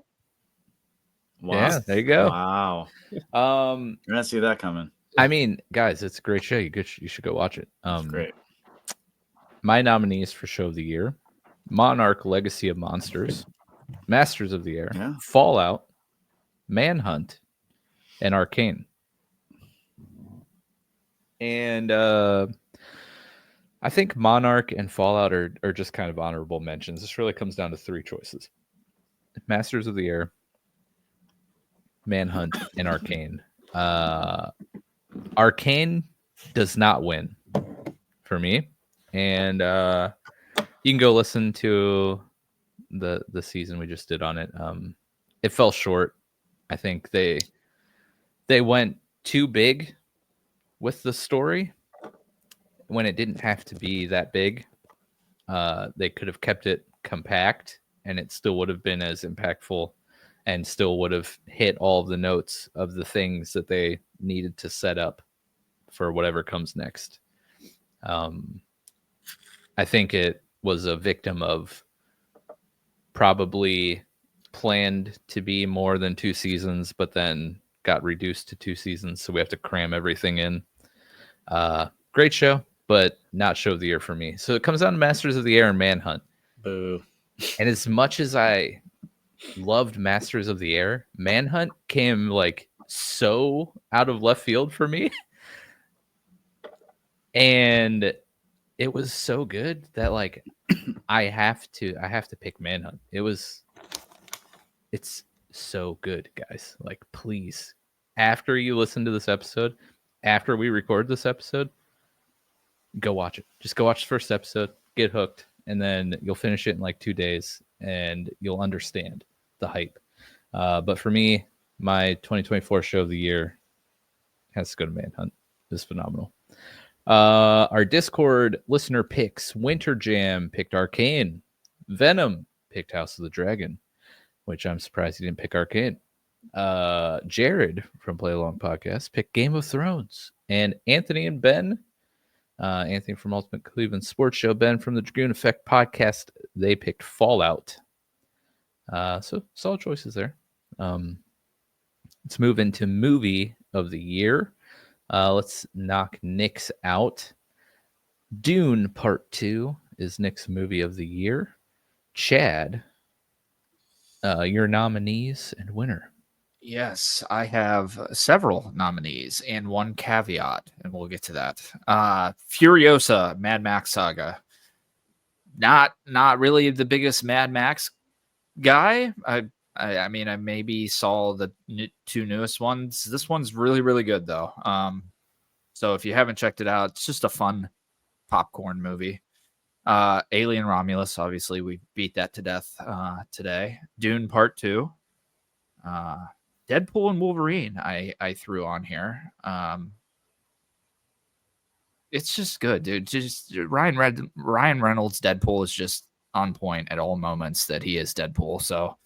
And then my caveat, stick with me here, is Interstellar, the IMAX re-release, which I had. You watched it. I watched it in theaters. I watched it this year. First time ever watching it in theaters.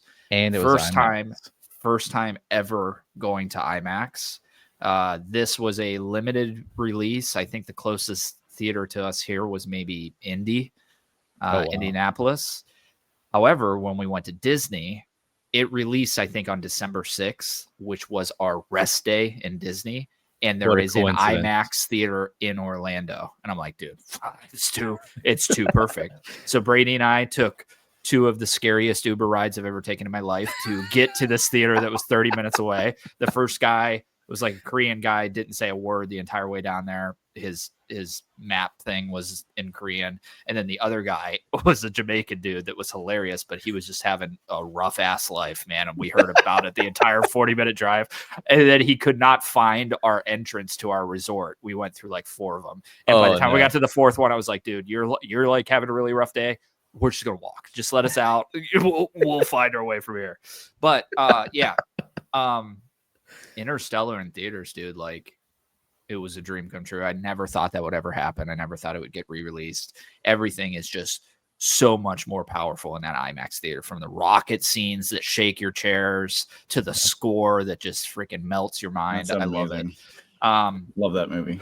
So I'm going to give it to Alien Romulus for my movie of the year, just because I feel weird giving it to Interstellar, even though it was something I watched today. I would certainly give it to Interstellar if it was in the rules, but in my mind it's not, and I have to give it to Alien Romulus. Okay. I mean, that's pretty cool that you finally got to go see that. Oh yeah, dude, it's my favorite movie of all time. I never saw it in theaters. It is a Christopher Nolan movie, which almost demands to be seen on that level. Yeah, that size screen and that with that. Yes. It was It was great. That would be like if Scott Pilgrim got re-released in theaters. Yep. Yeah. For me, that would be awesome. The thing about it though is like this is me just being like, this is like first world problems. The IMAX theater that we went to didn't have reclining seats, and I haven't been in a fucking theater. I haven't been in a Florida thing. Is it a Florida thing? Maybe it is. Yeah, because I was like, dude, what is this nonsense? Yeah, the 2 theaters in my area, they're Regals. Where I say where I'm not a Northeast Ohioan anymore, but you guys are blessed with Cinemark theaters up there. Yes. And the Cinemark theaters, this was a Regal. Yeah, bro. Regal is straight turds. Like, dude, these 2 theaters, I had to butter my own popcorn.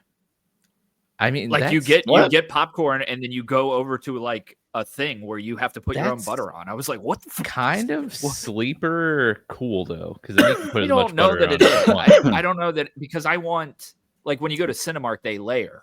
So they do a little popcorn, a little butter, a little popcorn, a little butter, a little popcorn. Here, I want to say at the bistro, you do it yourself, right?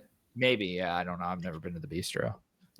When Carnation Mall was still around, at that theater, they actually had a pump that you could put some more butter on the top. Yeah, that was another dookie theater. But yeah, the 2 theaters in my area, I think they were built in the 90s and have not been touched since the 90s. Like, they're so garbage. But I love going to the theater, so I tough it out on Tuesday nights. And the cool thing is about Interstellar, at least, is this theater was massive, and I haven't been to a sold out movie maybe in the past decade, and it was totally sold out. And it made me feel better that at the end of the movie, you could hear like you could hear people sobbing in the theater. Like the entire theater was sobbing. I was like, oh my God, dude, I'm not the only one that cries during this Vindication. movie. It's intense, man. It is, man. No, and it's a great, cheers, I think, the cheers at the end. I mean, it was like being opening night on Star Wars, when the scroll comes up, everybody cheers at the end of the movie. It was like crying and cheering. It's awesome. I saw that movie for the first time like last year, and I regret that it took me so long to see it, because it was incredible. Yeah, it's so good. One of my favorite movies of all time. The only thing about that movie, and I think it's a Christopher Nolan thing, is like, sometimes the score is so overpowering, so loud that like, dude, I can't hear anything that's being said at all. You know where I noticed that the most was I saw Tenet in theaters. Oh yeah. And dude, I couldn't hear shit. I couldn't hear anything that was being said. And that's a confusing ass movie to not be able to hear anything that's being said. You know what I mean? Yeah, basically watching a silent movie, but with music. Yeah. Yeah, it didn't make any sense. It was a little bit there on Interstellar, but I think that I literally could recite that entire movie word for word, so it wasn't as offensive because I knew what was being said. Yeah. But yeah, I don't know what him and his mixing, man. He's just Once just hits you in the heart, in the gut. Yeah. Father. Crush the skull. Yeah, no kidding. All right. Poof. I laughed earlier when you said you saw Furiosa. It reminded me of the part in Deadpool and Wolverine. Furiosa, you're a queen. Yeah. Dude, I didn't even notice that was Hemsworth until like almost the end of the movie. I was like, dude, this guy looks so freaking familiar. Did you know it was Chris Hemsworth? I didn't. The villain in Furiosa? Oh no, I knew it was. Yeah, I knew he was in that. I thought you were talking about Deadpool Wolverine. Oh, I'm sorry. I thought it was Furiosa. Sorry. I did. Oh, okay. I did, because you said Furiosa. Yeah. There's a quote that Deadpool says he's holding up. Oh, Furiosa. Yeah. Okay, I remember. Yeah. So my picks are Deadpool, Wolverine, Alien Romulus,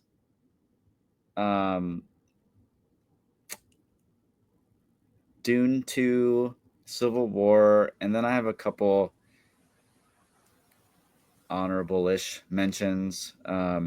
Longlegs and Venom.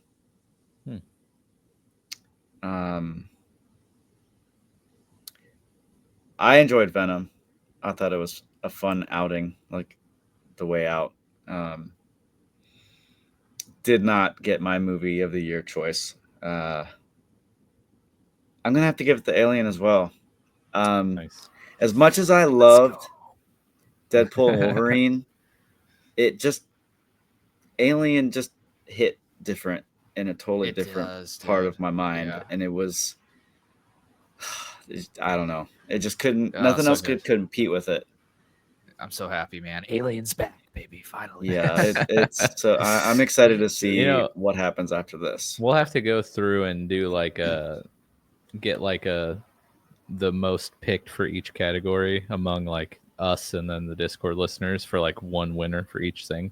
Yeah. Because I'm curious to see how many categories Alien won, because it's like every other category. Yeah. Because it's that good. Awesome. My nominees for movie of the year: Civil War, Dune 2, The Bike Riders, Godzilla -1, and Don't Look Up.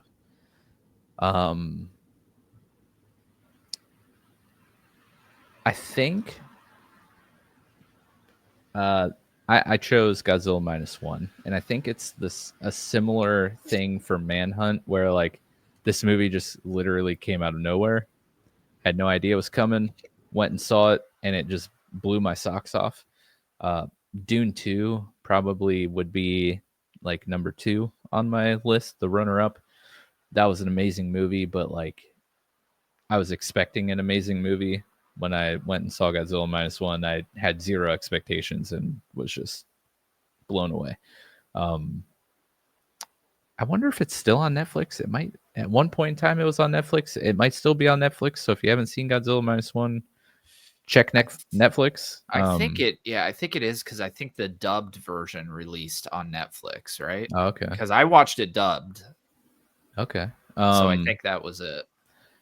Yeah, I mean, it's great. It's like a nice throwback to like an actual Godzilla movie, like Japan, old school Godzilla. Like he even looks like the old Godzilla, moves like the old Godzilla. He's just bent on destroying Tokyo, or I think it was Tokyo in this movie. Couldn't remember, maybe not. But yeah, he's not fighting any monsters. He's just going and knocking over buildings like old school Godzilla. It's so good. But like I said earlier, like the human side of this story was so good. Very good. The acting was amazing, and the visual effects were great, and the way Godzilla looked was amazing. The like nuke breath was awesome. Like everything about this movie was just so good. And I had no idea it was coming and had zero expectations when I sat down in the theater, and it's a great movie. But if you haven't seen The Bike Riders, you should watch that. That's another great movie. Definitely check it out. I do want to say something, because you had Civil War on there. Mm-hmm. I rewatched How It Ends. It's on Netflix. And it is basically everything I was hoping Civil War was going to be. Yeah. It's not a Civil War. It's like a post-apocalyptic style event. I think it's like maybe like the poles shifting and everything starts falling apart. It's just a good freaking movie, dude. And if you How It Ends, you said? How It Ends, it's called. Okay. Yeah. Doesn't have great reviews, but I loved it, dude. I loved it. And every time I watch it, I love it. Yeah, you should definitely check it out. Throw it on the old list. Yeah, so let's get to the listener Discord listener picks. Winter Jam, his movie of the year was Furiosa. Jared, I don't know what you were thinking here. You put The Boy and the Heron dash, even though I didn't really like it. So why did you pick it? It's all right. I mean, maybe he felt like he had to pick a movie of the year. I don't know. What was it called? The Boy and the Heron. The Boy and the Heron. That's Studio Ghibli's new movie. I haven't seen it yet. I do really want to see it. Well, Jared didn't like it, so hopefully you did. You do. Yeah. Anthony from the Ultimate Cleveland Sports Show, he picked Sonic 3. And Ben from the Dragoon Effect podcast, please don't destroy the legend of Foggy Mountain or Legends of Foggy Mountain. I remember seeing something about that movie and then just not watching it. I don't know why, but I'm glad you liked it, Ben. That does it for our What's Watching Awards. What's up, dude? I was just going to say, pointing at the camera. it looks like the cast is pretty stacked for The Boy and the Heron. Yeah. Oh, yeah, it is. You yeah, got Robert Pattinson, Christian Bale, Mark Hamill. Oh, nice. Yeah, I mean, it's a Miyazaki movie. Dave Bautista. Yeah, it's a huge... That is like... I guess the best way to put that studio, it's like... It's kind of like Japanese Disney. Like when they release a movie, it's massive. It's massive. So I definitely want to check it out. I mean, Spirited Away is the same studio. It's one of my favorite movies of all time. But I just haven't got around to it. I don't know if it's on anything yet. So Spirited Away. Is that what you're talking about? Yeah, Spirited Away. Yep, Spirited Away. Yep. On It's Netflix? great animated movie. Maybe. Yeah, it might be on Netflix. Sick. All right.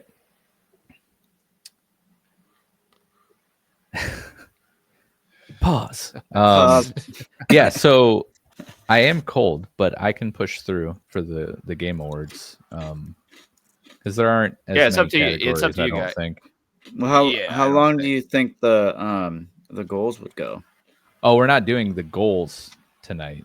Or are you No. talking about he means The tomorrow. goals He means tomorrow. episode, how long is that going to be, do you think? If we just I feel slap like it that on would the- be the short. goals. Because we slapped that on the end of the Yeah. game and stuff. I don't think it should be that long, the gaming goals. Yeah, why don't we just yeah, we can lump those together. And maybe Nick will be Feeling better. not Wendigoon head exploding and join us for Yeah. the gaming awards. Yeah. And yeah, because like I don't know if the goals could take up like a whole hour and a half, 2 hours. Yeah, I don't I think mean, so. we do it every year. You would think we would know off the top of our heads, but Yeah. Well, Well, didn't we put it all together last? I don't even No, remember what no, I just gave the best movie to. So They were memory's not gonna hold up. they were separate episodes, and I think even the awards might have been separate episodes. They were. I remember because I I messed think up on the they were. graphic. Yeah. But the gaming goals is always a separate episode too. But like I sucked at my gaming goals this year, so I probably won't have an incredible amount to talk about. But yeah, I like that. Let's just do them both tomorrow, and hopefully Nick can join us for the What's Playing Awards. Yeah. Yeah, cool. Well, good job, Chad. It's nice to talk to you again. For It was great Good to to see be you, on. Chad. Yeah, it was first great to be time on. in half a year. Yeah, true. It's only been a couple months for us. Yeah. All right, dudes. Well, we'll talk tomorrow, and Do you want to close out the episode? yeah.